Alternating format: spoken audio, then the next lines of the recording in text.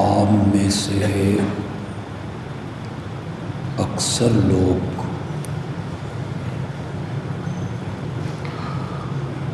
یقیناً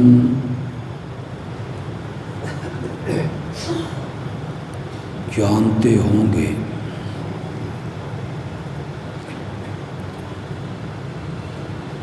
کہ عبادت کی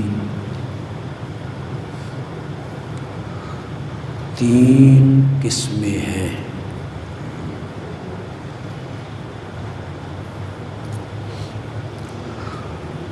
عبادت کی ایک قسم قولی عبادت ہے،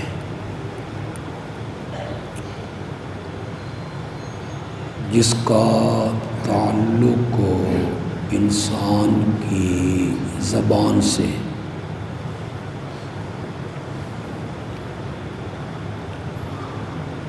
دعا مانگنا، حاجات میں پکارنا، مشکلات میں غائبانہ مدد طلب کرنا، یہ سب قولی عبادت ہے۔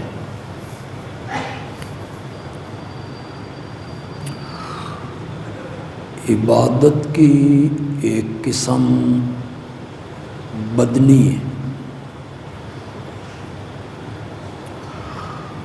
جس کا تعلق انسان کے بدن سے، جسم سے، جیسے نماز میں ہم قیام کرتے ہیں، رکوع کرتے ہیں،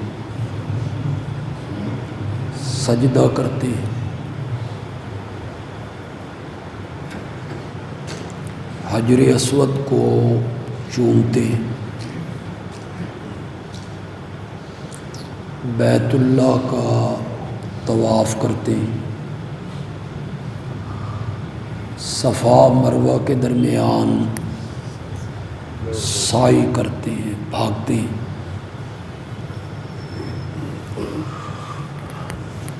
مسجد میں اعتکاف کرتے ہیں۔ یہ سب بدنی عبادتیں ہیں۔ اور عبادت کی تیسری قسم ہے مالی، جس کا تعلق انسان کے مال سے ہے، زمین کی پیداوار سے ہے، سونا چاندی، تجارت،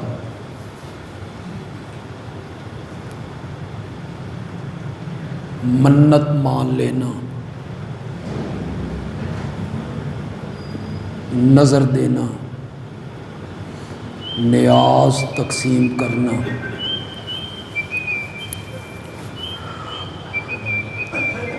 یہ سب مالی عبادات ہیں۔ مالی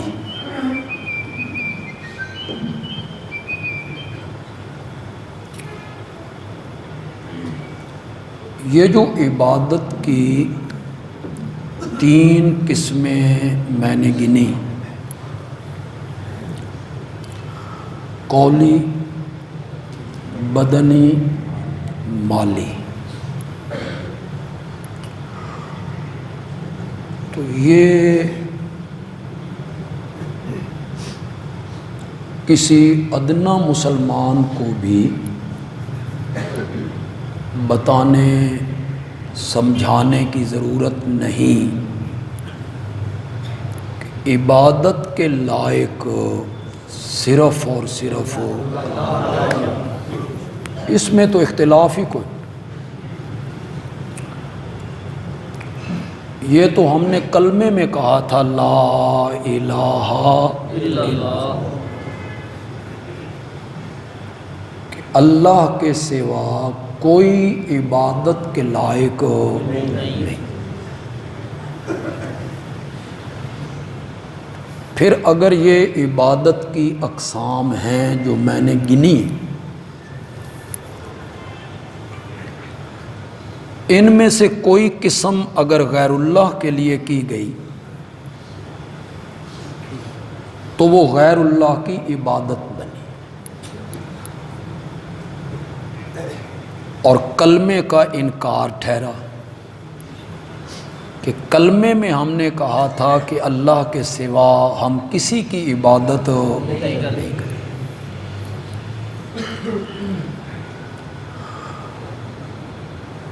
قرآن نے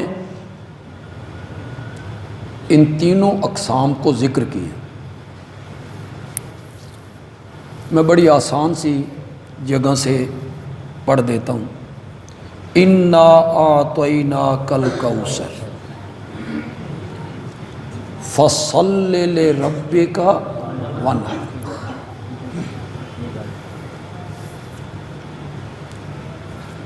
ہم نے آپ کو خیر کثیر دی ہے،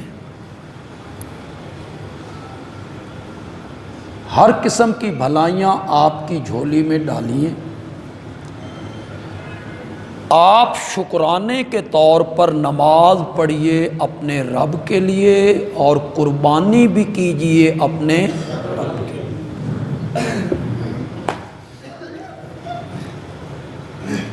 یہ اللہ کو کہنے کی کیا ضرورت تھی کہ نماز اپنے رب کی پڑھیے؟ نماز تو ہوتی رب کی۔ کبھی کسی نے کہا بے نماز میں جبریل کے لیے پڑھ رہا ہوں یا حضرت ابراہیم کے لیے پڑھ رہا ہوں؟ پھر اتنی عظیم ہستی کو یہ کہنا کہ آپ نماز پڑھیں اپنے رب کے لیے اور قربانی کریں اپنے رب کے لیے، یہ بات بڑی عجیب معلوم ہوتی ہے، لیکن جس طرح میں اس کو ذکر کروں گا پھر بات پسند آ جائے گی۔ نماز میں دو قسم کی عبادتیں ہیں۔ نماز میں ایک عبادت ہے قولی، اللہ اکبر، سبحان ربی العظیم، سبحان ربی قولی عبادت۔ اور نماز میں دوسری عبادت ہے بدنی، ہاتھ باندھ کے کھڑے ہونا، رکوع کرنا، سجدہ کرنا، تحیات میں بیٹھنا۔ اور قربانی میں عبادت ہے مالی، وہاں مال خرچ ہوتا ہے، آپ جانور خریدتے ہیں، پیسہ لگتا ہے۔ تو اللہ تعالیٰ سورۃ کوثر میں یہ کہنا چاہتے ہیں کہ میرے پیغمبر اپنی قولی عبادت، بدنی عبادت اور مالی عبادت، تینوں قسم کی عبادتیں کرنی ہیں تو صرف کس کے لیے کرنی؟ اس کو ایک اور جگہ پہ بیان کی، قُلْ إِنَّ صَلَاتِي وَنُسُكِي وَمَحْيَايَ وَمَمَاتِي لِلَّهِ رَبِّ الْعَالَمِينَ۔ میرے پیغمبر آپ کہیں میری نماز، میری قربانی، میرا زندہ رہنا اور میرا مرنا للہ،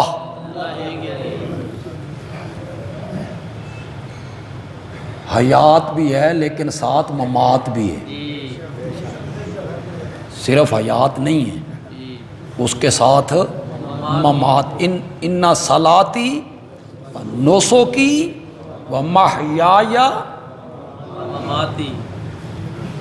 و مماتی، حیات بھی اور پھر اس کے بعد موت بھی، میری زندگی، میرا جینا، میرا مرنا للہ، رب العالمین، یہ ساری کائنات اور جہانوں کا رب ہے، لا شریک لہ۔ تو یہاں بھی صلاتی سے کیا مراد ہوگا؟ میری نماز یعنی میری قولی عبادت، میری بدنی عبادت اور میری قربانی یعنی میری مالی عبادت میرا جینا، میرا مرنا، عبادت کی تینوں اقسام للہ، کس کے لیے؟ یہ جو آپ نماز پڑھتے ہیں اس کا اقرار تو آپ ہر اتحیات میں کرتے ہیں. پڑھیے التحیات للہ والصلوات والطیبات. قولی عبادت بھی اللہ کے لیے، بدنی عبادت بھی اللہ کے لیے، والطیبات اور مالی عبادت بھی. یہ تو ہر نماز میں آپ اقرار کرتے ہیں، اپنے اللہ کے سامنے اقرار کرتے ہیں. مصیبت یہ بن گئی ہے کہ لوگ سمجھتے ہیں نماز عبادت ہے، روزہ عبادت ہے، زکوٰۃ دینا عبادت ہے، حج کرنا عبادت ہے.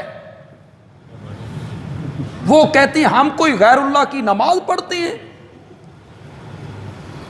ہم کوئی غیر اللہ کے نام کا روزہ رکھتے ہیں، ہم کیسے مشرک ہو گئے؟ ہم کوئی غیر اللہ کے نام کی حج کرتے ہیں، ہم کوئی غیر اللہ کے نام کی زکوٰۃ دیتے ہیں. یہ لوگوں کو مغالطہ ہو گیا. لوگوں نے سمجھا ہی نہیں کہ عبادت کسے کہتے ہیں. یہ جو آپ نماز میں کھڑے ہوتے ہیں اور آپ ہاتھ باندھ لیتے ہیں، اس کو قیام کہتے ہیں. قیام یہ عبادت نہیں. یہ جو آپ اتحیات میں بیٹھتے ہیں اور گھٹنوں پہ یوں ہاتھ رکھ لیتے ہیں، عبادت نہیں. عبادت آپ جائیں اپنے والد صاحب کے سامنے یا اپنی والدہ کے سامنے، آپ یوں گھٹنے کر کے باادب بیٹھ جائیں، وہ عبادت بنے گی؟ نہیں بنے. تو پھر ہمیں بھی بتاؤ نا یہاں کیوں عبادت بن رہا ہے؟ اگر صرف بیٹھنے کا نام عبادت تھا تو وہاں بھی عبادت بننا چاہیے نا. آپ اپنے والد صاحب کے سامنے، والد صاحب کھڑے ہیں، آپ ان کے سامنے یوں کھڑے ہو گئے، عبادت بن گئی؟ نہیں بن. یہ تعظیم عبادت نہیں بن رہی. یہ جو آپ ادب کر رہے ہیں، تعظیم کر رہے ہیں اپنے والد صاحب کی، اپنی والدہ کی، اپنے استاد کی، اپنے مرشد کی، یہ عبادت نہیں بن رہا. لیکن جب نماز میں آپ اتحیات میں بیٹھتے ہیں تو وہ بیٹھنا کیا بنتا ہے؟ عبادت. نماز میں جب آپ کھڑے ہو کر ہاتھ باندھتے ہیں تو یہ کھڑا ہونا کیا بن گیا؟ عبادت. معلوم ہوا نرے کھڑے ہونے کا نام عبادت نہیں، صرف دو زانو بیٹھنے کا نام عبادت نہیں. اس کے پیچھے ایک نظریہ ہے جو اس کھڑے ہونے کو عبادت بنا رہا ہے، اس بیٹھنے کو عبادت بنا رہا ہے. وہ نظریہ یہ ہے کہ جس کے سامنے میں کھڑا ہوں اور جس کے سامنے میں دو زانو بیٹھا ہوں، میں اس کو نہیں دیکھ رہا اور وہ مجھے دیکھ رہا ہے. اس عقیدے نے اس کھڑے ہونے کو کیا بنایا؟ ورنہ آپ جمعہ پڑھ کے باہر نکلیں، باہر دروازے سے آپ ہاتھ باندھ کے چلیں، گھر تک چلتے جائیں، یہ ہاتھ باندھنا عبادت بنے گا؟ نہیں بنے. یہ نظریہ اس کو عبادت بنا رہا ہے. کوئی نہیں تمہیں یہ بتائے گا. بتائیں گے تو صرف اشاعت و توحید کے علماء ہی بتائیں گے، دوسرے علماء نو بھی پتہ کوئی نہیں. وہ کبھی قرآن کے قریب آئیں تو انہیں پتہ چلے، انہوں نے سبقاً قرآن پڑھا ہو تو انہیں پتہ چلے. کوئی تمہیں نہیں بتائے گا. یہ معنی جو میں عبادت کا کر رہا ہوں بالکل قرآن کی منشا کے عین مطابق. اس پر میرے پاس 20 دلائل، میں اس پر کتابیں لکھ چکا ہوں، اس کتابوں میں میں ساری آیتیں پیش کر چکا ہوں، 20 حوالے میں اس پر پیش کر سکتا ہوں. حجر اسود کو چومنا عبادت نہیں؟ بولو. اور بیٹے کو چومنا؟ فرق سمجھاؤ ہمیں. یہ جب ہمارے علماء کہتے ہیں نا کہ ہمیں قبروں کے بوسہ دینے سے منع کرتے ہیں کہ قبروں کو بوسہ نہ دو، قبروں کو نہ چومو، تو وہ جواب میں کہتے ہیں تسی اپنے پتروں نہیں چوم دے۔ وہ تو کچھ اور کہتے ہیں، کہتے میں ذرا اس کو مہذب کر چھڑے کہ مجھے زیب نہیں دیتا کہ میں وہ بات ممبر پہ کہوں۔ تم بوسہ نہیں لیتے ہو، بیٹے کو چومتے رہتے ہو، تو قبروں کو چومنا غلط ہو گیا۔ میں نے کہا جب بیٹے کو چومتے ہیں نا، وہ نظریہ ذہن میں نہیں ہوتا، اور جب حجر اسود کو چومتے ہیں وہ نظریہ ذہن میں ہوتا ہے۔ جو رب مجھے سرگودھا میں اپنے گھر کے اندر دیکھ رہا تھا، وہ بیت اللہ کی کوکھ میں لگے ہوئے حجر اسود کو چومتے ہوئے بھی مجھے دیکھ رہا ہے۔ اس نظریے نے چومنے کو کیا بنایا؟ شاباش شاباش۔ اور جب آپ چوکھٹ کو چوم رہے ہیں، جب آپ قبر کو چوم رہے ہیں، اس وقت بھی آپ کا عقیدہ یہ ہے کہ میں صاحب قبر کو نہیں دیکھ رہا اور وہ مجھے دیکھ رہا ہے۔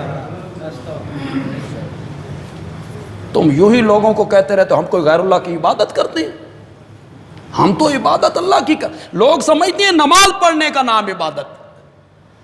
عبادت ایک کلی ہے جس کے نیچے جزیات ہیں، یہ ہماری منطق کی اصطلاح ہے۔ عبادت ایک کلی ہے جس کے نیچے سینکڑوں جزیات ہیں۔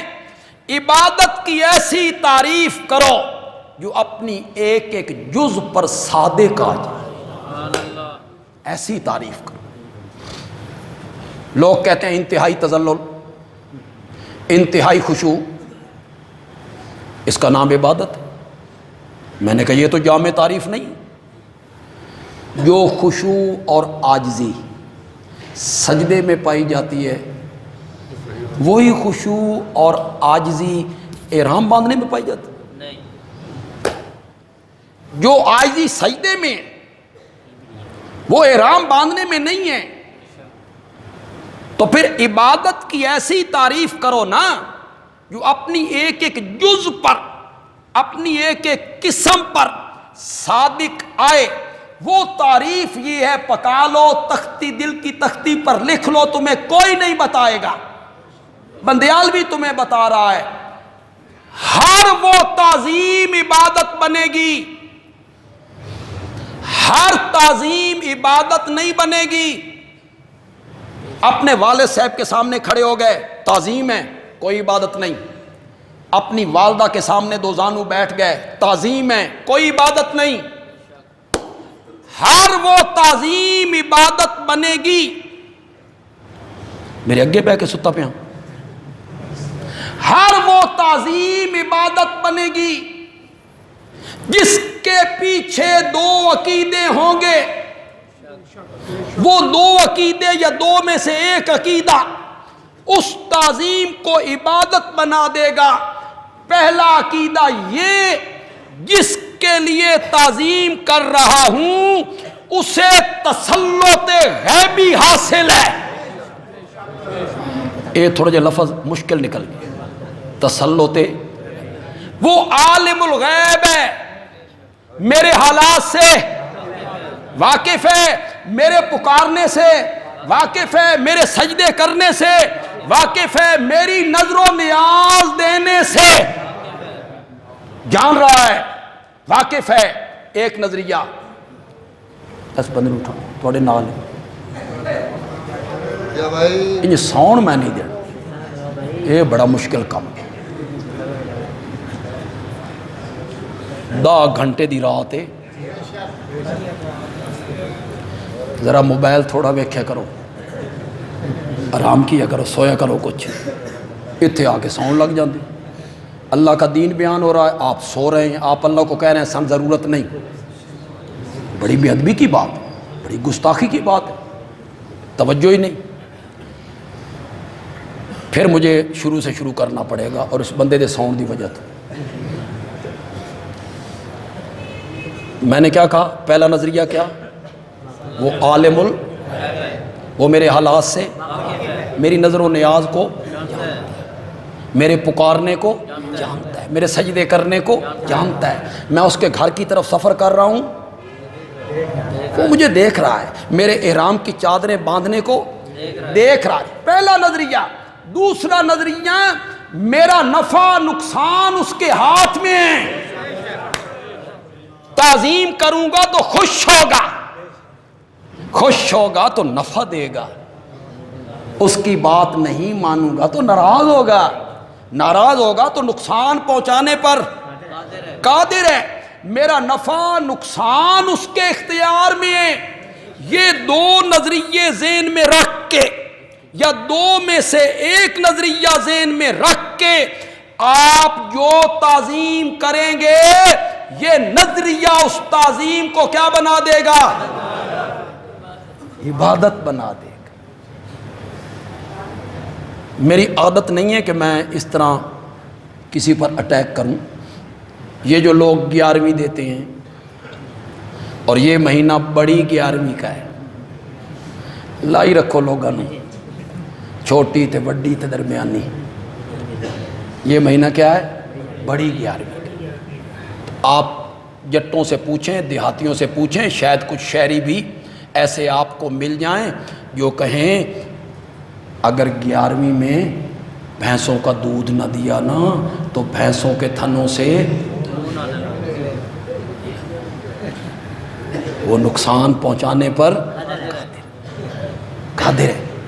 یہ نظریہ ہوتا ہے، وہ نقصان پہنچا سکتا ہے، اور اگر میں اس کی تعظیم کروں گا، نظر و نیاز دوں گا، نیاز بانٹوں گا، منت مانوں گا، تو مجھے نفع پہنچا سکتا ہے، کاروبار میں برکت دے سکتا ہے۔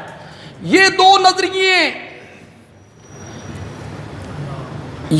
نظریے ذہن میں رکھ کے، یا دو میں سے ایک نظریہ ذہن میں رکھ کے آپ جو تعظیم بھی کریں گے، یہ عقیدہ اس تعظیم کو کیا بنا دے گا؟ عبادت۔ لوگ کہتے ہیں یہ نظر دینا عبادت ہے، یہ ان کے نام کی ہم نظر دے رہے ہیں، یہ عبادت ہے؟ میں نے کہا یہ عبادت ہے۔ ایصال ثواب ایک الگ چیز ہے، اور نظر و نیاز ایک الگ چیز، اس میں زمین و آسمان کا فرق ہے جناب۔ تم لوگ کہتے ہو ہم ان کی نظر دے رہے ہیں، نیاز دے رہے ہیں، 11ویں بانٹ رہے ہیں، امام جعفر کے کنڈے پکا رہے ہیں، یہ ہم ایصال ثواب کر رہے ہیں، ارواح دے رہے ہیں۔ میں کیسے آپ کو سمجھاؤں؟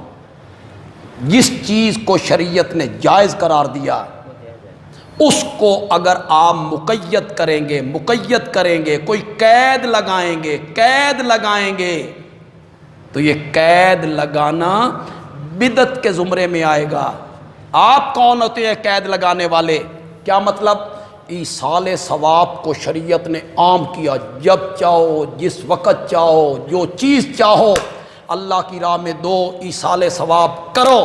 اب کہنا نہیں، تیسرے دن کرنا ہے، 7ویں دن کرنا ہے، 10ویں دن کرنا ہے، 40ویں دن کرنا ہے۔ اب آپ نے قید لگا دی، اس کا مطلب ہے کہ آپ نبوت کے درجے پہ فائز ہیں، آپ کو بھی دین میں اختیار حاصل ہے۔ مجھے تو پچھلے دنوں کسی بندے نے بتایا، میں حیران ہو گیا کہ کسی کی فوتگی ہوئی اور انہوں نے رسم کل میرج ہال میں کی۔ مزہ نہیں آ گیا؟ انا للہ، کہاں بھٹک رہے ہو بھائی؟ کہاں؟ وہ رسم کل تو ہندوانہ رسم ہے، شریعت میں اس کا کوئی ثبوت نہیں ہے۔ ایصال ثواب کے لیے کوئی وقت مقرر نہیں۔ میں کیوں بھائی؟ نماز کے وقت مقرر ہے کہ کوئی نہ مقرر؟ صبح، ظہر، عصر، مغرب، عشاء مقرر ہیں۔ روزے کے، رمضان، حج مقرر ہے، 8 ذی الحج کو احرام باندھنا ہے۔ زکوٰۃ کیا شریعت نے وقت مقرر؟ رمضان میں زکوٰۃ دو، کوئی نہیں۔ رجب میں زکوٰۃ دو، کوئی۔ یہ لوگ رمضان میں اس لیے دیتے ہیں عمل کا اجر بڑھ جائے. 1 روپے کا بدلہ اللہ 70 روپے کے برابر دے. تو لوگ رمضان میں زیادہ زکوٰۃ ادا کرتے، ورنہ نہیں. جس دن وہ صاحب نصاب ہوا نا، اس کے پاس اتنا مال جس دن آیا، مثلا 1 جنوری کو وہ 8 تولے سونے کا مالک بنا. 1 جنوری صاحب نصاب ہو گیا، سارا سال کوئی زکوٰۃ نہیں. اگلے سال 1 جنوری کو دیکھیں گے اس کے پاس کتنی رقم اور سونا موجود ہو. 31 دسمبر کا کوئی اعتبار نہیں، کوئی اعتبار. 31 دسمبر کو اس کے پاس 2 کروڑ روپے تھے. اس نے اپنے مکان کے لیے ذاتی پلاٹ خرید لیا 31 دسمبر کو. اس میں سے 1.5 کروڑ ادھر چلا گیا. اس 1.5 کروڑ پہ کوئی زکوٰۃ نہیں. وہ 50 لاکھ پہ آئے گی جو 1 جنوری کو اس کے پاس رقم. میں کئی مرتبہ اپنے مقتدیوں کو بتا چکا ہوں، کیوں میری بات پہ عمل نہیں کرتے ہو؟ اب تمہیں تو پتہ نہیں کہ تم صاحب نصاب کب بنے ہو، مجھے اپنا پتہ نہیں. جب مجھے اپنا پتہ نہیں کہ میں صاحب نصاب کب ہوا ہوں، تو پھر آپ ایک دن مقرر کریں. میں نے خود 15 رمضان کا دن مقرر کیا. آپ ایک دن مقرر کریں، 15 رمضان کو میں نے زکوٰۃ دینی. نہ 14 کا اعتبار، نہ 16 کا اعتبار. 15 رمضان کو جتنے پیسے، رقم، دولت، سونا چاندی آپ کے پاس ہوگا، آپ اس کی کیا دے دیں؟ 16 تاریخ کو آپ کے پاس 1 کروڑ اور آ گیا، کوئی زکوٰۃ نہیں. اس کی زکوٰۃ ہوگی اگلے مہینے 15 رمضان کو. 14 رمضان کو آپ کا وہ مال خرچ ہو گیا، بچا ہی کچھ نہیں، تو آپ پر زکوٰۃ کوئی. اس تو فائدہ بھی نہ حاصل کر دے رہنا. یہ میں نہیں کہہ رہا ہوں بھائی 14 نو خرچ کر چھڈو. اعتبار اس تاریخ کا ہے. زکوٰۃ کا کوئی وقت مقرر نہیں کیا ہے. میری بات غور سے سننی ہے آپ نے، اور فیس بک کے ذریعے جہاں جہاں تک میری بات پہنچے اور جو علماء سن رہے ہیں وہ سنیں. کوئی نہیں، انہیں اس بات کی طرف توجہ کسی نے نہیں دلائی. زکوٰۃ کے لیے شریعت نے وقت مقرر نہیں کیا. آنے والے 10 سالوں کی زکوٰۃ اگر آپ پہلے دینا چاہتے ہیں دے دیں. 10 سالوں کی زکوٰۃ آپ کو کہیں ضرورت تھی کسی کو دینے تھے، دے دیں. اگلے سال اس کا حساب کرتے چلے جائیں، منہا کرتے چلے جائیں. اس سے اگلے سال حساب کرتے جائیں، منہا کرتے جائیں کہ یہ زکوٰۃ میں دے چکا ہوں. فوری زکوٰۃ نہ دیں، کوئی حرج نہیں، حساب کر کے رکھ لیں، قسطوں میں دے دیں. شریعت نے کوئی پابندی نہیں. آپ پر 3 لاکھ روپے زکوٰۃ ہے تو ابھی دیں، نو، کوئی نہیں. اسے آپ قسطوں میں دیں، 5,000، 10,000، 20,000، 25,000 دے سکتے ہیں. کیوں؟ اس لیے کہ شریعت نے اس میں ضرورت مند کا لحاظ کیا ہے. کس کا لحاظ رکھا ہے؟ وہ جو فقیر ہے اس کا شریعت نے لحاظ رکھا. اگر زکوٰۃ کا ٹائم مقرر ہوتا، مثلا شریعت کہتی 15 رمضان کو زکوٰۃ دینی ہے، ایک انتہائی غریب آدمی، اس کی ماں مر رہی ہے، ہسپتال میں ہے، اس کو پیسے کی ضرورت ہے، وہ 1 رمضان کو آپ کے پاس آ کے کہتا میری ماں مردی پئی ہے، ہسپتال ہے، دوائیاں واسطے پیسے دی ضرورت ہے. آپ کہتے نہیں یار میں تے 15 نو ہی دے سکنا، میرے تے زکوٰۃ 15 نو فرض ہونی ہے. تو اس بیچارے کا کیا بنتا؟ شریعت نے کہا آنے والے سالوں کی زکوٰۃ بھی پہلے دینا چاہو دے سکتے ہو. بندیالوی کہتا ہے جو شریعت فرضی صدقہ زکوٰۃ کے لیے وقت مقرر نہیں کرتی، وہ ایصال ثواب واسطے دن اور وقت کیسے مقرر کرتی؟ یہ تم نے بنائے، تم نے شریعت کو محدود کیا. ایک بندہ آ گیا، اس نے کہا میری ماں بیمار ہے، میری بیٹی بیمار ہے، اسپتال میں ہے، دوائیوں کی بڑی ضرورت ہے. آپ کہتے ہیں 11 تاریخ نو آویں، میں 11 تاریخ نو ایصال ثواب کرنا باہیں 11 تک وہ دی بیٹی مر جائے. نہیں، اس نے 11 کو ہی دینی. کیوں؟ 10 کو کیوں نہیں پہنچتا ثواب؟ 9 کو کیوں نہیں پہنچتا؟ 12 کو ثواب کیوں نہیں پہنچتا؟ پھر ایصال ثواب کے لیے ایک شخصیت متعین کیوں؟ ایک ہی شخص کو ایصال ثواب کیا جا رہا ہے، شیخ عبد القادر جیلانی رحمۃ اللہ علیہ. کیا امت میں اور بزرگ کوئی نہیں؟ امت میں اور نیک بندے کوئی نہیں؟ سیدنا صدیق اکبر، سیدنا فاروق اعظم، سیدنا عثمان ذو النورین، سیدنا حیدر کرار، سیدنا حسنین کریمین، امام اعظم امام ابو حنیفہ، امام بخاری، مسلم، ترمذی، امام شافعی، امام احمد، امام مالک. ہمیں بھی بتاؤ بھائی، ایک ہی شخصیت کیوں؟ وقت مقرر کیوں؟ معلوم ہوتا ہے ایصال ثواب نہیں ہے، اندر کو جو سودے کے بہانے جو مجھے گھر سے نکالا، میں خوب سمجھتا ہوں تیری دال میں کالا کالا. وہ جو دال میں کالا کالا ہے وہ سب سامنے لاؤ نا. بھئی شیخ عبد القادر جیلانی کیوں؟ پھر تم نے قصے گھڑے، کہانیاں گھڑی. میں حیران ہوں اس طبقے کے نوجوانوں پر، خدا گواہ میں حیران ہوتا ہوں اس طبقے کے نوجوانوں پر جو پڑھے لکھے ہیں، وکیل ہیں، پروفیسر ہیں، انجینئر ہیں، ایم اے ان کی تعلیم ہے. کیا سن رہے ہو؟ جاہلوں سے باتیں سن رہے ہو. رات میں فیس بک پہ ایک عالم کی گفتگو سن رہا تھا. انہوں نے کہا شیخ عبد القادر جیلانی کا دھوبی مر گیا، اسے جب دفن کر دیا تو اس سے فرشتوں نے پوچھا من ربک؟ اس نے کہا میں شیخ عبد القادر جیلانی دا دھوبی ہوں. فرشتوں نے کہا ما من نبیک؟ اس نے کہا میں آکھیا نا میں شیخ عبد القادر جیلانی دا دھوبی ہوں. ما دینک؟ اس نے کہا میں تو ایک باری نہیں آکھیا، میں شیخ عبد القادر جیلانی دا دھوبی ہوں. اتنے تک شیخ عبد القادر جیلانی قبر میں آ گئے اور انہوں نے کہا میرے مرید نو کیوں تنگ کر دیں، یہ ساری زندگی میرے کپڑے دھوندا رہے.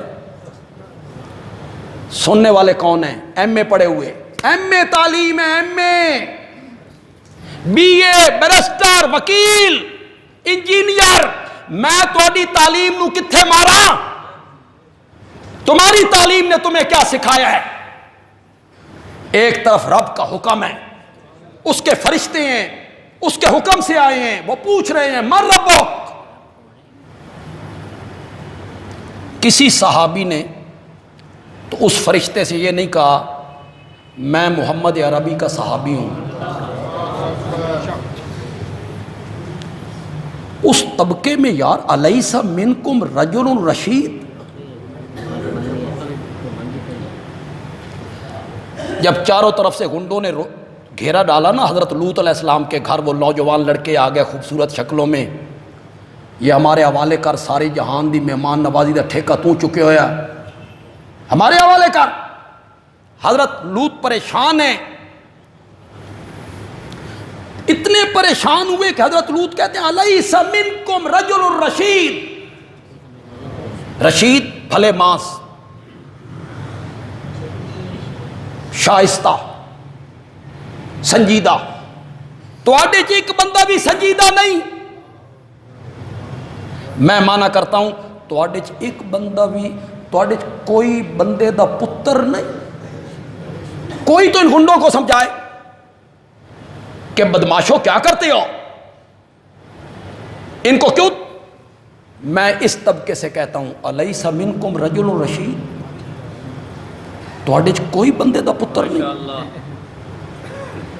ممبر پہ بیٹھ کے کہانیاں گھڑتے ہیں، وہ قصے گھڑتے ہیں، وہ قصے بیان کرتے ہیں، کہانیاں، حکایتیں، موضوع روایتیں، اور نعرے لگاتے ہو، آگے سے سبحان اللہ کہتے ہو.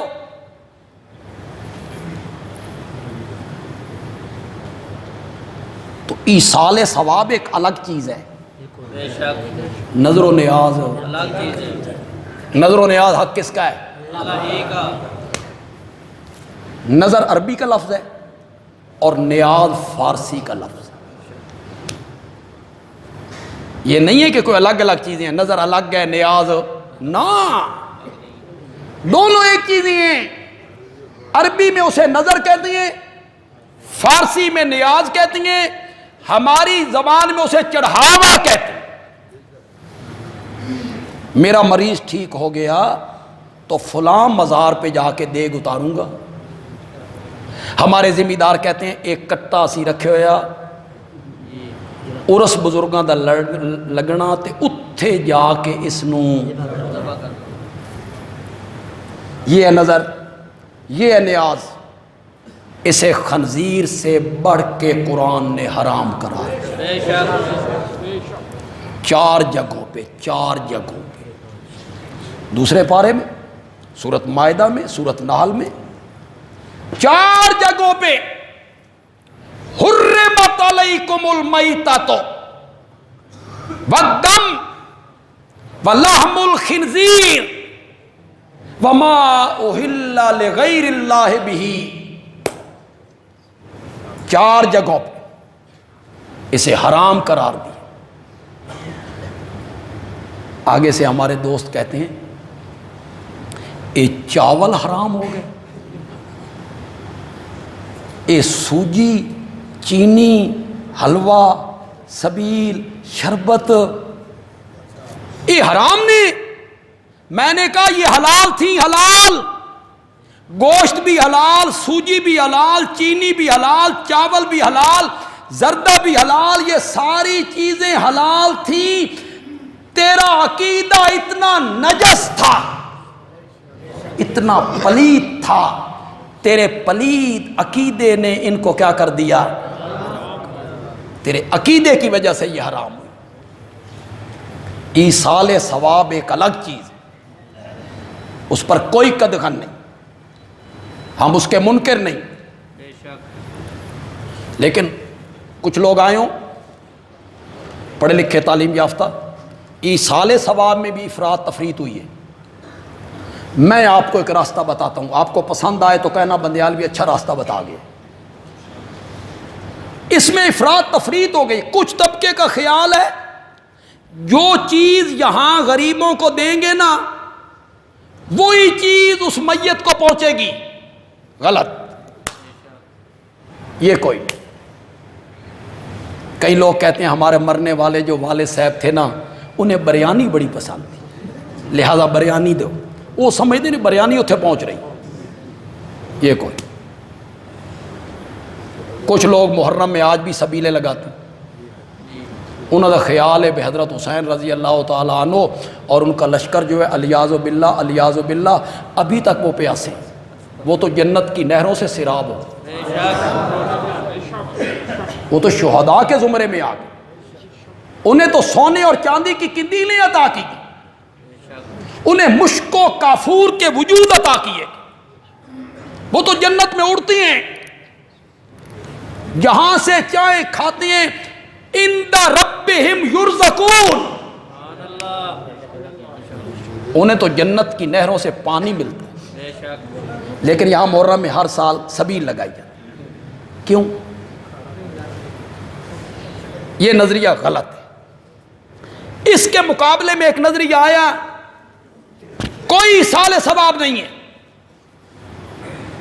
بس جو بندہ کر کے چلا گیا وہی اس کو ملے گا، پیچھے قرآن پڑھ کے بخشیں یا خیرات کر کے بخشیں، نفل پڑھ کے بخشیں، یہ جائز نہیں ہے، اس کا کوئی وجود نہیں، یہ نظریہ بھی غلط ہے۔ اگر میت کو پچھلوں کا کوئی فائدہ نہیں پہنچتا تو میرے آقا نے کیوں کہا تھا او ولدن، یا وہ نیک اولاد چھوڑ کے گیا مرنے والا اور وہ نیک اولاد اس کے لیے دعا مانگتی ہے تو اس کو فائدہ، اگر بالکل ہی پچھلوں کی کوئی بات نہیں تو پھر جنازہ کیوں؟ جنازے کی جو دعا ہے اس کا میت کو فائدہ نہیں ہوتا. یہ دونوں نظریے غلط. میرا خیال یہ ہے کہ ایصال ثواب دعا ہے رب کے آگے.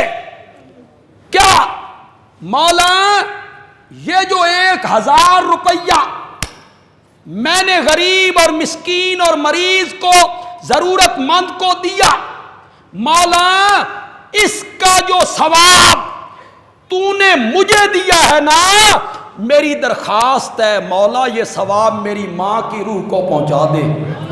یہ ہے ایصال ثواب. تو آپ کو سمجھ آئی میری بات کہ نہیں؟ ایصال ثواب کیا ہے؟ دعا ہے. دعا ہے.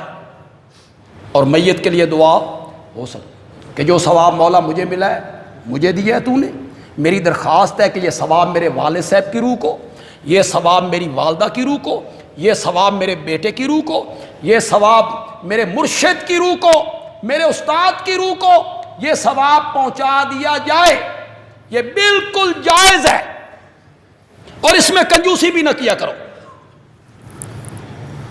کیوں کہتے ہو کہ ماں کو پہنچا دیا جائے یا باپ کو پہنچا دیا جائے؟ جس سے درخواست کر رہے ہو اس کا ایک نام الواسع ہے، وسعت والا، وسعت والا، وسعت والا. اس کا ایک نام الرحمان ہے، اس کا ایک نام القدیر ہے. اللہ کی راہ میں 1000 یا 100 روپیہ دے کر کہو مولا اس کا ثواب جو مجھے دیا ہے حضرت آدم سے لے کر آج تک جتنے مومن مسلمان مرد و عورت جس میں میرے والد اور میری والدہ بھی ہیں، یا اللہ سب کو ثواب پہنچا. اللہ 1000 کو تقسیم نہیں کرے گا، ہر ایک کو الگ الگ 1000 کا ثواب پہنچا دے گا. ہون تے نہیں نہ آکھو گے مر گیا مردود، نہ فاتحہ نہ درود. کہ حالے میں آکھنا جی کہ یہ دیوبندی قائل ہی نہیں، یہ کہتے ہیں مر گیا مردود. نہ، ہم تو اس کے قائل ہیں جناب. ہم تمہاری طرح ایصال ثواب کے قائل نہیں ہیں. اس کو محدود نہیں کرتے، ہم دنوں میں محدود نہیں کرتے. اس ایصال ثواب. اور ایک بات اور بھی سنو، یہ جو معراج حال میں کل کیا گیا ہے اس میں کھانا تقسیم ہوا ہوگا، یہ یقیناً غریبوں نے کھایا ہوگا، طالب علموں نے، یتیموں نے، مسکینوں نے. بولو بولو کس نے کھایا؟ ثواب پہنچ رہا ہے میری ماں کی روح کو. تمہارا ایصال ثواب یہ ہے، نمائش ہے. ایصال ثواب کھانے کا، کھانے کا ایصال ثواب تب ہوگا جب غریب کھائیں گے. غریب ضرورت مند کھائے گا، غنی کھائے گا، غنی کا بیٹا کھائے گا. غنی کا نوکر بھی نہیں کھا سکتا. چلو غنی آدمی، تاجر آدمی، اس کا نوکر بھی نہیں کھا سکتا. ثواب تب پہنچے گا جب کون کھائے گا؟ بولو تو صحیح یار. اور یہاں ہمارے تیجے ساتے میں کون کھاتے ہیں؟ غریب، تاجر. اور وہاں گٹھلیاں بھی پڑتے ہیں اور کھاتے بھی ہیں. آپ جتنے لوگ بیٹھے ہیں مالدار لوگ، آپ میں سے جو مالدار لوگ ہیں، پیسے والے ہیں، زکوٰۃ دیتے ہیں، تاجر ہیں. میں اگر کسی کو، آپ میں سے کسی کو کہوں میں زکوٰۃ دینی ہے تو لے لیں، میں تمہیں زکوٰۃ دوں، یا کوئی بندہ تمہیں زکوٰۃ دے، تمہارا رد عمل کیا ہوگا؟ کیا رد عمل ہوگا آپ کا؟ آپ کہیں گے تو من زکوٰۃ اللہ سمجھے، من اللہ واسطے اللہ سمجھے ہی. زکوٰۃ لینے میں آپ کی خودداری بڑی بڑھ چڑھ کے آگے آتی ہے. اے تیسرے دیہڑے جڑا کھاندے بیٹھے ہوندے ہو، اتھے خودداری کدے جاندی ہے؟ وہ بھی تو اللہ واسطے کا ہوتا ہے. اگر ایصال ثواب ہے تو اللہ واسطے کا ہے، یا مرنے والے کا وارث کہے یہ کوئی ایصال ثواب نہیں ہے بھائی، دعوت ہے، ٹھیک،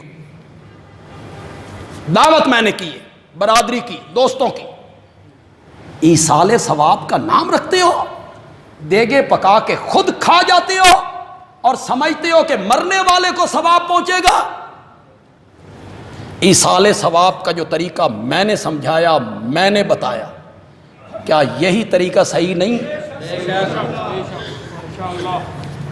یہ نہیں ہے، ہم اس کے نہیں قائل کہ پیچھے سے کوئی بخش نہیں سکتے، نہ، دعا کریں میت کے لیے، دعا کیا کریں ان کے لیے، اپنے والد صاحب کے لیے، اپنے والد، وہ ترس رہے ہوتے ہیں آپ کی دعاؤں کے لیے۔ یہ پروپیگنڈے ہوتے ہیں، ایک کسی شاید قائل نہیں جی مر گیا مردود ہو۔ ہم 18 بلاک میں رہتے تھے تو ہمارے مکان کے نیچے ایک ہوٹل تھا، گاما ہوٹل والا، وہ بڑا میم شین رے کاف، اس کے جو بچے تھے نا، بیٹے، وہ ہمارے بڑے بھائیوں کے دوست تھے، اکٹھے کھیلتے شیلتے تھے، اللہ انہوں نے توحید دی سمجھ دے، دونوں بیٹے مواعد ہو، گاما دوئے پاسے اور بیٹے اس طرح۔ تو گامے کا جو باپ تھا نا، وہ بھی گامے والے عقیدے کا، اوئی من ربوں کو، میں شیخ عبد القادر جیلانی دا دھوبیاں اسی کا۔ تو ایک دن گامے کا باپ گامے کو کہتا ہے، گاما پتر میں مر گیا نا تے میں یقین ہے کہ تو میرا فاتحہ درود کچھ نہ کچھ کریں گا تے اپنا آپ کیتی جائیں،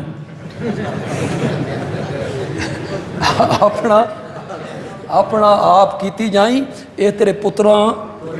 یہ پروپیگنڈا ہوتا ہے، ہم کہتے ہیں یہ رسمیں چھوڑ دو، یہ 3 7 20 40 یہ مرنے والے کے گھر درس قرآن چھوڑ دو اسے، اس کی شریعت اجازت نہیں دیتی۔